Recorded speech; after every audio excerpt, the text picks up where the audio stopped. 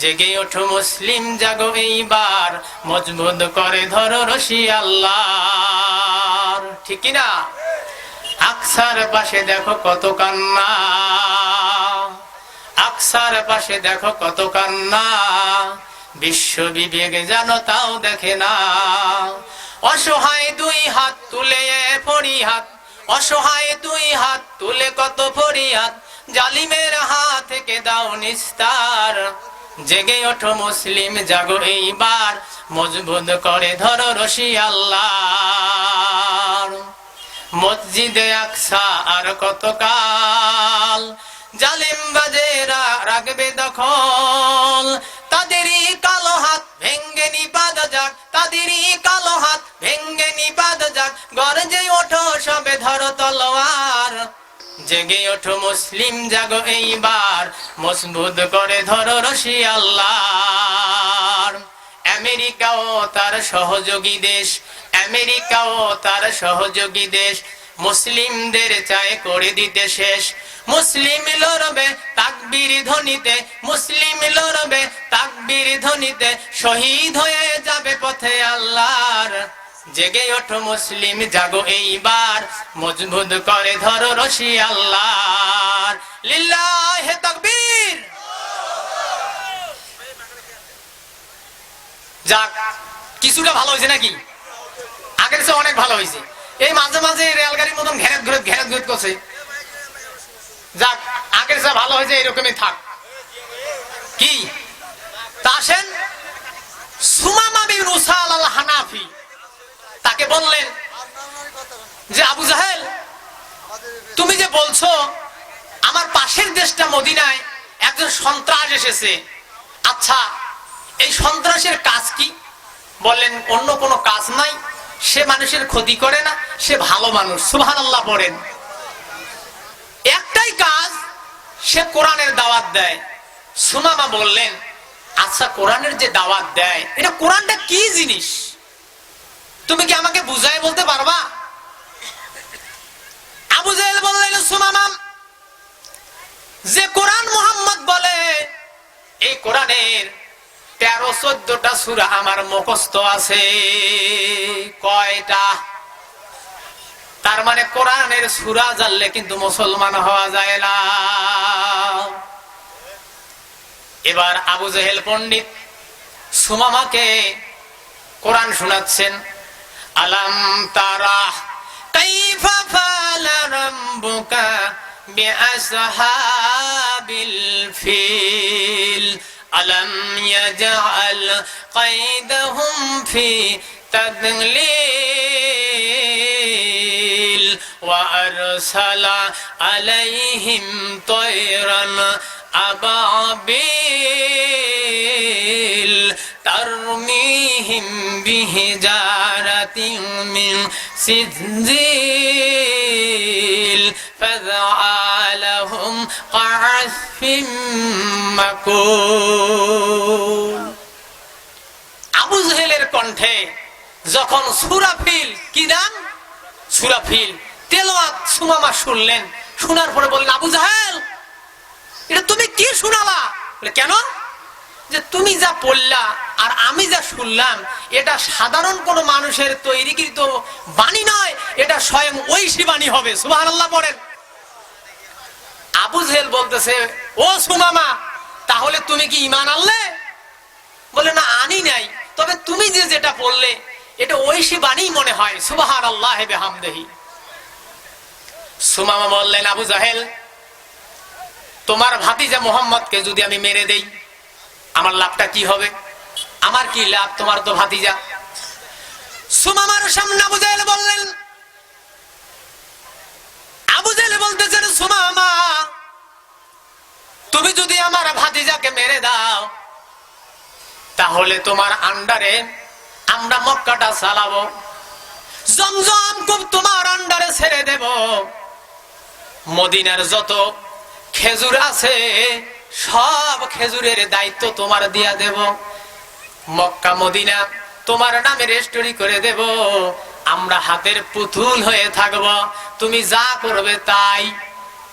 আবু জাহেল যখন এই কথা বললাম, সুমামা লাভের আশা ঠিক আছে, মুহাম্মদকে আমি মেরে দেব। নাউজুবিল্লাহ বলেন। আর একবার জোরে বলেন নাউজুবিল্লাহ। আল্লাহর নবীকে মারার জন্য আমি কিন্তু বিস্তারিত ঘটনা বলতে পারবো না ভাইজান, সময়ের পিছনে একেবারে অল্প। আমি অল্প একটু সময় আপনাদেরকে সংক্ষিপ্ত পরিসরে কেটে কেটে শোনাচ্ছি।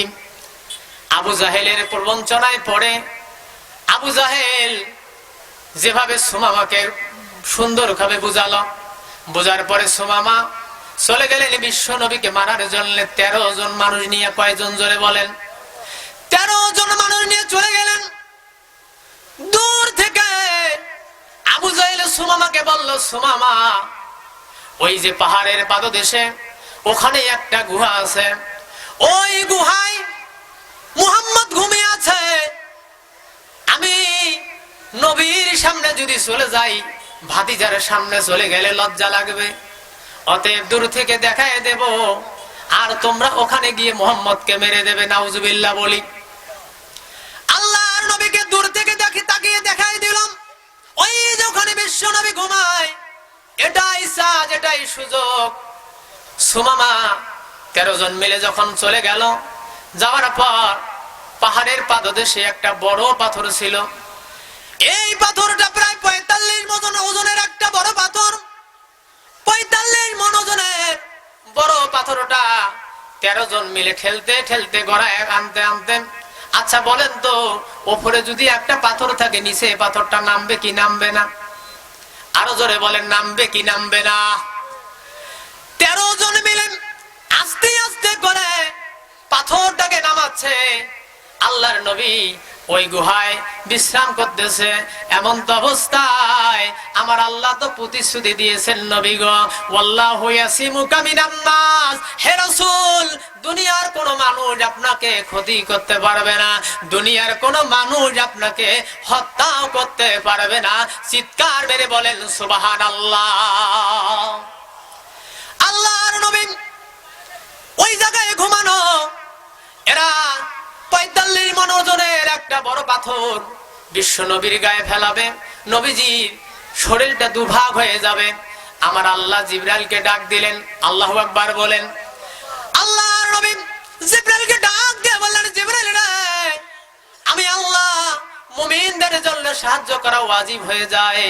ওয়ালা তাহিনু ওয়ালা তাহজানু ওয়া আনতুমুল আলাউনা ইন কুনতুম মুমিনিন। সুবহানাল্লাহ পড়েন। আমার আল্লাহ বলছেন, যারা মুমিন হয়, এই মুমিনদের সাহায্য করা আল্লাহর পক্ষ থেকে ওয়াজিব হয়ে যায়। চিৎকার মেরে বলেন সুবহানাল্লাহ। ও জিবরাইল, যাও যাও, আমার নবীকে গর্ত থেকে ওঠাও, ঘুম থেকে জাগাও। হযরত জিবরাইল আলাইহিস সালাম তড়িৎ গতিতে বিশ্ব নবীর কাছে আসলেন। তখনও নবীজি ঘুমায়, আল্লাহর নবী তখনও ঘুমায়। হযরত জিবরাইল আলাইহিস সালাম বিশ্ব নবীর পায়ের কাছে বসলেন। পায়ের কাছে বসে বিশ্ব নবীর পায়ের মধ্যে জিবরাইল আলাইহিস সালাম জিহ্বাটা লাগাই দিলেন। জোরে বলেন সুবহানাল্লাহ। আর আমাদের সমাজে দেখা যায়, কেউ যদি ঘুমায়, ওই জায়গায় বলি, এই ওঠেন ওঠেন ওঠেন ওঠেন, কয় না কয় না? যদি হুজুর ঘুমায়, ওই সময় হুজুর হুজুর হুজুর হুজুর ওঠেন ওঠেন ওঠেন। এটা আদব নয়। আদব হলো ওই জায়গায় গিয়া তার ডান কানে আজানের শব্দগুলি বলা। চিৎকার মেরে বলেন সুবহানাল্লাহ। আল্লাহর নবী ঘুমায়, জিবরাইল আলাইহিস সালাম পায়ের কাছে গিয়া তার জিহ্বাটা লাগাই দিলেন। বিশ্ব নবী চোখটা মেলাম করে দেখলেন, চোখ খুলে দেখতেছেন জিবরাইল বসা। আল্লাহর নবী বলেন, জিবরাইল গো, ও জিবরাইল কি করো? জিবরাইল বললেন, হুজুর, চোখটা খুলছেন, উপর দিকে তাকিয়ে দেখেন আপনাকে মারার জন্য 45 মণ ওজনের একটা বড় পাথর আপনার উপরে ফেলানো হচ্ছে। আল্লাহর নবী বললেন, ও জিবরাইল, কে ফেলাচ্ছে? বললেন, বাহরাইন থেকে লোক ভাড়া করা হয়েছে, আপনার মাথায় পাথর ফেলানো হচ্ছে। নবী গো, আপনি তাড়াতাড়ি করে এখান থেকে ওঠেন। তারা পাথর গড়িয়ে আনতেছেন। এমন তো অবস্থায় জিবরাইল আলাইহিস সালাম বিশ্ব নবীকে ওঠালেন। এই ফাঁকে জিবরাইল আলাইহিস সালাম আর একটা কাণ্ড কারখানা ঘটিয়ে ফেললেন। হযরত জিবরাইল আলাইহিস সালাম কানে 2টা হাত দিয়া আল্লাহর বরত্ব ঘোষণা করা শুরু করলেন। চিৎকার মেরে বলেন আল্লাহু আকবার। হযরত জিবরাইল আলাইহিস সালাম কানে 2টা করলেন, আল্লাহু আকবার, আল্লাহু আকবার। আজান দেইনি আমরা, আজান দিতে শুরু করলেন। এরপরে হযরতে জিবরাইল যখন বিশ্ব নবীর নাম পর্যন্ত আসলেন, আশহাদু আন্না মুহাম্মাদার রাসূলুল্লাহ,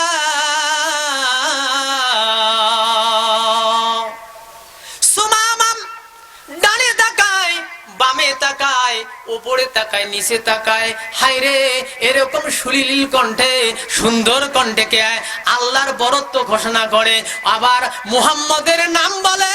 কোথায় থেকে বেশি আসতেছে, কে পড়তেছে? এই জন্য তিনি ডানে তাকায়, বামে তাকায়, পিছনে তাকায়, সামনে তাকায়। লোকটাকে দেখার জন্য একটু চেষ্টা চালা শুরু করলেন। এই ফাঁকে আমার নবীজি ওই গর্ত থেকে উঠিয়ে আমার আল্লাহ বিশ্ব নবীকে বাঁচায় দিলেন। চিৎকার মেরে বলেন সুবহানাল্লাহ। এরপরে আজান যখন বন্ধ হয়ে গেল, সুমামা নিচের দিকে নজর করলো, যে জায়গায় বিশ্ব নবী ঘুমানো, নিচের দিকে নজর করে দেখে বিশ্ব নবী ওই জায়গায় আর ঘুমিয়ে নাই। আল্লাহ রাব্বুল আলামিন নবীকে ওখান থেকে উঠাই নিয়েছেন। ওই সময় সুমামা এমন রাগ হয়ে গেল, হায় রে, নবীকে মারতে আসলাম, এমন একটা চাষ, মদিনা পাবো, মক্কা পাবো, এত বড় সম্পদের মালিক হব, আজকে তো সব নষ্ট হয়ে গেল। ওই ফাঁকে সুমামা রাগ হয়ে পাথরটা অন্যদিকে গড়াইয়া ফেলাই দিল। ফেলাই দেওয়ার পর সুমামা যাচ্ছেন যেতে যেতে নিরপরাধ, নিরপরাধ মুসলমান 9 জন মুসলমান, যাদের কোনো অপরাধ ছিল না, ওই নিরপরাধ 9 জন মুসলমানদেরকে ধরে ওদের হত্যা করে বাহরাইনে চলে গেল। চিৎকার মেরে বলেন নাউজুবিল্লাহ। আল্লাহর নবীকে আমার আল্লাহ বাঁচালেন। জিবরাইল বললেন, হুজুর, আল্লাহ আপনাকে বাঁচিয়েছেন। হুজুর, আপনি 2 রাকাত নামাজ পড়েন, সুবহানাল্লাহ পড়েন। হুজুর, আল্লাহ আপনাকে বাঁচিয়েছে, আপনি 2 রাকাত শুকরানা স্বরূপ নামাজ আদায় করেন। আমার আজকে মুসলমান ভাইরা, যখন বেশি খাওয়া দাওয়া হয় তখন ব্যাং পার্টির বাজনা বাজায়, বাড়িতে বিভিন্ন রকম ড্যান্সের আয়োজন করে, মদ খায়, ঠিক না বে ঠিক? ওই সময় তারা মদ খায়, কত কিছু করে, অথচ যিনি আমাদের নেতা, যিনি নবীদের নেতা, যিনি আমাদের শাফায়াতের কান্ডারি, নবী মুহাম্মদুর রাসূলুল্লাহ সাল্লাল্লাহু আলাইহি ওয়াসাল্লামকে আমার আল্লাহ আল্লাহর ফেরেশতা জিবরাইল বললেন, নবীজি, আল্লাহ আপনাকে বাঁচিয়ে দিল, অতএব আপনি 2 রাকাত নামাজ পড়েন। অর্থাৎ নবীর আদর্শ, নবীর সুন্নাহ আমাদের মধ্যে থাকা দরকার। অতএব মুসলমানদের উচিত হলো, মুসলমান যখন কোনো একটা আনন্দ অনুষ্ঠান হবে, ওই সময় মুসলমান ব্যাংক পার্টির আয়োজন করবে না, ওই সময় মুসলমান মদ খাবে না, ওই সময় মুসলমান আল্লাহকে সেজদা দিয়ে আল্লাহর বরত্ব ঘোষণা করবে। এটাই হলো নবীর পক্ষ থেকে সুন্নাহ। চিৎকার মেরে বলেন সুবহানাল্লাহ। আর ইহুদিদের সুন্নাহ হলো, ওই যে সুমামা বাহরাইন চলে গেল, বাহরাইনে গিয়ে বলছেন, বাহরাইনের জনগণ, ও বাহরাইনের জনগণ, খুশির সংবাদ আছে, খুশির একটা সংবাদ আছে। বাহরাইনের জনগণ বলতেছেন, যাব না। কি এমন খুশির সংবাদ আপনি আমাদের কাছে নিয়ে আসলেন? বললেন, খুশির সংবাদ হলো, আমি মুহাম্মদকে মারতে গিয়েছিলাম, কিন্তু মুহাম্মদকে না পেয়ে আমি 9 জন মুসলমানদেরকে মেরে দিয়েছি, 9 জন মুসলমানকে হত্যা করেছি। এটা হলো খুশির সংবাদ। ওই সময় বাহরাইনের জনগণ বললেন, যাব না। আপনি যখন 9 জন মুসলমানকে মেরে দিয়েছেন, তবে আপনার কাছে আমাদের দাবি, আমরা 9টা উট দিয়া আমরা খিচুড়ি খাবো। আজকে মুসলমান হত্যা করার পর মুসলমান ইহুদির আদর্শ গ্রহণ করে খিচুড়ি খায়, এইরকম জঘন্য টাইপের মুসলমান আছে না নাই? এক মুসলমানকে কাঠগড়ায় দাঁড় করায় যখন ফাঁসি হয়ে যায়, আর এক মুসলমান নিজের অর্থ ব্যয় করে মিষ্টি বিলায়, এইরকম মুসলমান মনে হয় বাংলার জমিনে নাই। এটা হলো ইহুদিদের সুন্নাহ। কার সুন্নাহ জোরে বলেন? ইহুদিদের সুন্নাহ। এই সুন্নাহকে আমরা লালন করি, এই সুন্নাহ আমরা পালন করি, যেই সুন্নাহটা ইহুদিরা পালন করলেন। সুমামাকে বললেন, সুমামা আমরা 9টা উট দিয়ে নাস্তা খাবো, খিচুড়ি খাবো। তারা 9টা উট জব করলেন, তারা খিচুড়ি খাইলেন। আমার নবীজি 1 মাস পর আবু বক্করকে ডাক দিয়ে বললেন, আবু বক্কর আমি তো মক্কা ছেড়ে মক্কার অত্যাচার সহ্য করতে না পেরে আমি নবীজি মদিনায় আসলাম, তবু আমার চাচা আবু জেহেল আমার পিছ ছাড়ে না। ও আবু বক্কর আমি কি করব? আবু বক্কর বললেন, হুজুর টেনশন করার কোনো দরকার নাই। আল্লাহ তো বলেছে জালেমদেরকে আল্লাহ পাক নির্মূল না করা পর্যন্ত মুসলমানদেরকে আল্লাহ ক্ষমতা দেবে না। চিৎকার মেরে বলেন সুবহানাল্লাহ। ও হুজুর কি টেনশন করেন, চিন্তা করেন, আল্লাহই তো বলছে আল্লাহ মুমিনদেরকে ক্ষমতা দিবে তখন যখন একজন জালেমও থাকবে না। সুবহানাল্লাহ পড়েন। হুজুর চিন্তা করার কোনো কারণ নাই।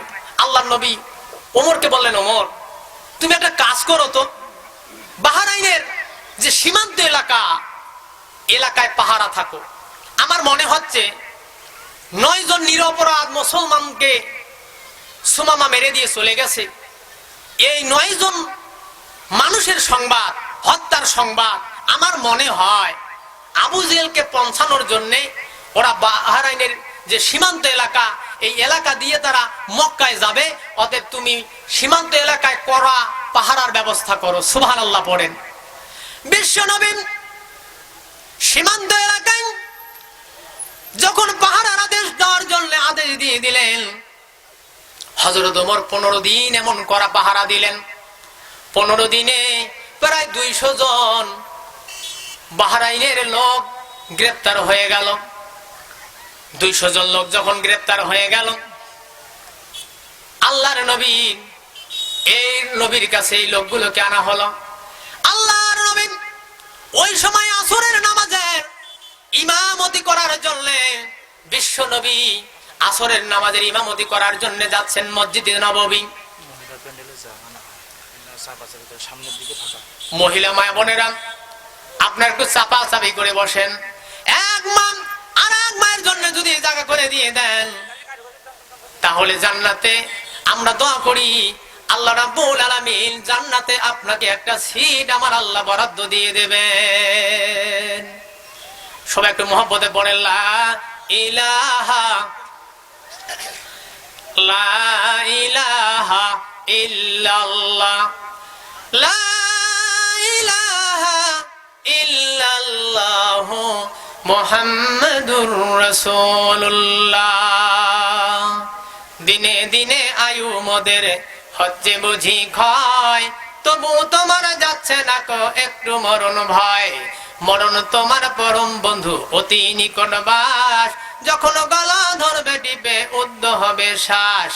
ব্যর্থ হবে পলকতে ভবের সকল আশা, ছিন্ন হবে পরম্পরায় স্নেহ ভালোবাসা। পিতা মাতা ভাই ভগ্নী পুত্র কন্যা জায়া, সবাই থাকবে দূরে দূরে কেউ দেবে না ছায়া। মিষ্টি রসের তৃষ্টিতে অন্ধকারে ঢাকা, কোথায় রবে এ ঘর বাড়ি ধন দৌলত টাকা। আর একবার পড়েন লা ইলাহা। একটু সামনে আগে আসেন তো, অনেক জায়গা ফাঁকা, আপনারা আগে আসেন। এক ভাই আর এক ভাইকে জায়গা করে দেন, আল্লাহ জান্নাতে আপনার জন্য একটা সিট বরাদ্দ দিয়ে দিবেন। লা ইলাহা ইল্লাল্লাহ, লা ইলাহা ইল্লাল্লাহ, লা ইলাহা ইল্লাল্লাহ মুহাম্মাদুর রাসূলুল্লাহ সাল্লাল্লাহু আলাইহি ওয়াসাল্লাম। আমার ভাইরা, আমার বাপজানেরা, আমরা সবাই গুনাহগার। আচ্ছা বলেন তো, এমন কেউ লোক আছে বুকে হাত দিয়ে বলতে পারবেন হুজুর আমার কোনো গুনাহ নাই? এইরকম লোক কি আছে? আরো একবার জোরে বলেন, আছে? এইরকম লোক নাই। আমরা সবাই গুনাহগার। হযরতে মুসা আলাইহিস সালাতু ওয়াস সালাম এরকম বসা, হযরতে মুসা আলাইহিস সালাতু ওয়াস সালামের কাছে গেলেন এক মহিলা, গিয়ে বললেন, হে আল্লাহর নবী, হে মুসা আলাইহিস সালাতু ওয়াস সালাম, আপনার কাছে আসলাম একটা বিচার নিয়ে, মেহেরবানি করে বলুন তো আল্লাহ পাক আমাকে মাফ করবেন কিনা। মুসা নবী বললেন, মহিলা তুমি তো এখনো আমার বিচার দাও নাই, আর আল্লাহ তোমারে মাফ করবেন, আগে বিচারের কথা বলো, কি বিচার নিয়ে এসেছো? মহিলা বললেন, হে আল্লাহর নবী, বিচার হলো আমি যৌবনের তাড়নায় জিনা করে ফেলেছি। যৌবনের তাড়নায় শরীরকে কন্ট্রোল করতে পারি নাই, যার কারণে আমি জিনা করে ফেলেছি। আর এই জিনা করার কারণে আমার গর্ভে একটা সন্তান চলে আসলো। যখন সন্তান চলে আসলো, এমন অবস্থা হয়ে গেল, আমার পেট আস্তে আস্তে উঁচা হওয়া শুরু হয়ে গেল। ও আল্লাহর নবী মুসা, পেট যখন আস্তে আস্তে করে উঁচা হয়, আমার অন্তঃকরণের মধ্যে ভয় শুরু হয়ে গেল। মহল্লার মানুষগুলো যদি আমার উঁচা পেট দেখে, তাহলে মনে করবে অন্যরকম মনে করবে, অর্থাৎ আমি যে গর্ভবতী হয়েছি, পেটে একটা সন্তান নিয়েছি, মানুষের কাছে মুখ দেখাতে পারবো না। কি করা যায়? সিদ্ধান্ত নিয়ে তিনি কাপড় এমন ভাবে পরলেন, বললেন, হে মুসা, আল্লাহর নবী, কাপড়ের উপর কাপড়, কাপড়ের উপর কাপড়। তার মানে যারা চিকন আলী মানুষ আমরা আছি, গরমের সময় তো বেশি কাপড় পরতে পারি না, ওই যে ঠান্ডার সময় কাপড়ের উপর কাপড়, কাপড়ের উপর কাপড় আমরা পরি। অর্থাৎ চিকন আলী মানুষ হলেও মোটা আলী হয়, কীর্তিনা বলেন, মোটা আলী হয়ে যায়। অর্থাৎ মহিলা বলেন, হুজুর, হে মুসা আলাইহিস সালাম, হে আল্লাহর নবী, আমি কাপড় পেঁচাইতে পেঁচাইতে আমার পেট যেন কেউ বুঝতে না পারে, এই জন্য এইরকম একটা অভয় আমি সৃষ্টি করলাম পেটকে বাঁচানোর জন্য। শেষ পর্যন্ত পেট আরো যখন উঁচা হয়, আমি তখন কি করলাম, মহল্লার মধ্যে না থেকে জঙ্গলের মধ্যে চলে গেলাম। জঙ্গলের মধ্যে ঘোরাঘুরি করি, দিন এভাবে কাটিয়ে দেই। রাত যখন আসে কোনো মতন বাসায় ঘুমাই, আবার দিনের বেলায় এই কর্মকাণ্ড করি।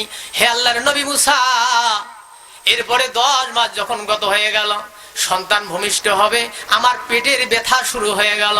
ও নবী মুসা, পেটের এমন ব্যথা শুরু হয়ে গেল, যার কারণে পেটের ব্যথা বুঝতে পারলাম আমার মনে হয় সন্তান হবে। আর এই সময় আমি যদি দাইমাকে ডাক দেই, তাহলে দাইমা প্রকাশ করে দেবে আমার তো বিয়ে হয় নাই, বিনা কারণে অর্থাৎ জিনা করার কারণে আমার সন্তান পেটে এসেছে। ও নবী মুসা, আমি কাউকে ডাকলাম না, কোন দাইমাকে ডাকলাম না, কোন মহিলাকে ডাকলাম না, না ডেকে আমি আমার নিজের হাত দিয়ে ওই সন্তানটাকে আমি প্রসব করলাম। যখন সন্তান ভূমিষ্ঠ হয়ে গেল, সন্তান যখন প্রসব হয়ে গেল, ও নবী মুসা, প্রসব যখন হয়ে গেল, সন্তানের দিকে অপলক দৃষ্টিতে আমি তাকিয়ে আছি। এমন মনে হচ্ছে এমন একটা সন্তান, ফুটফুটে সন্তান, যে চাঁদের মতো একটা সন্তান। নবী মুসা গো, সন্তানকে দেখার পর মনটা মানতেছে না, কিন্তু মনে মনে ভাবতেছি যে গর্বিত অপরাধ আমি করে ফেললাম। এর কারণে কি হবে, কি অবস্থা হবে, মানুষের কাছে মুখ দেখাতে পারবো না। ওই সময় নিজের সন্তানটাকে আমি 2 ভাগ করে ফেললাম, 2 টুকরা করে ফেললাম, সন্তানটাকে হত্যা করে ফেললাম। মুসা নবী গো,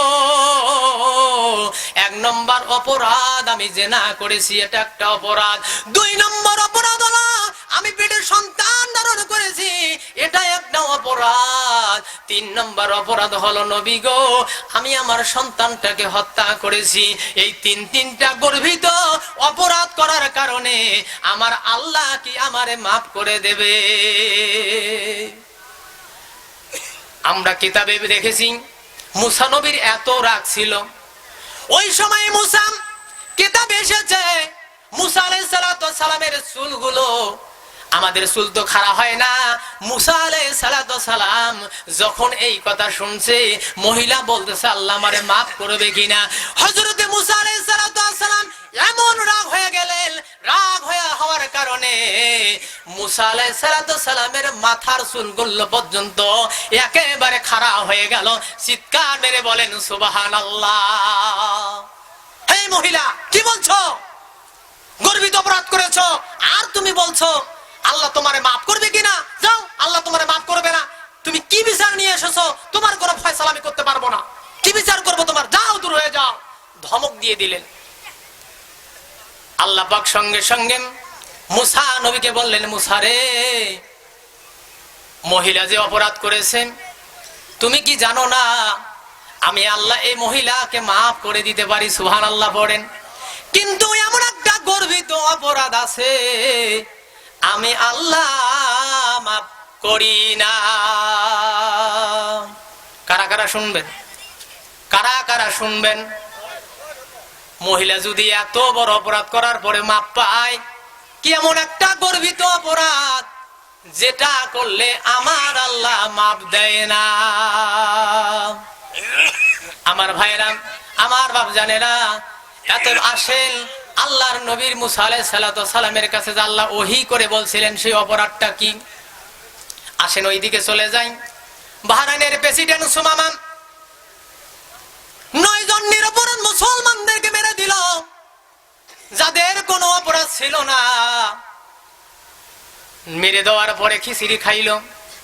মুসলমানের বেটা খিচুড়ি খায়, আনন্দ উৎসব করে। আর এক মুসলমান ভাইকে মারার পরে যারা এইরকম আনন্দ উৎসব করে, এটা হলো ইহুদিদের সুন্নাহ। জোরে বলেন কার সুন্নাহ?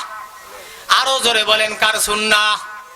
একজন মুসলমান আরেকজন মুসলমানকে মারার পরে কখনো খিচুড়ি খাইতে পারে না, বরং এইটা যারা করবে তারা ইহুদিদের সুন্নাহ পালন করবে। ও সুমামা যেভাবে পালন করলেন, এমন তো অবস্থায় বিশ্ব নবী হযরত ওমর রাদিয়াল্লাহু তাআলা বললেন, ওমর রে, বাহরাইনের প্রেসিডেন্ট হয়তো খবর দিতে যাবে, তুমি বাহরাইনের সীমান্ত এলাকায় পাহারা দাও। পাহারা দিতে দিতে এমন দেখা গেল 200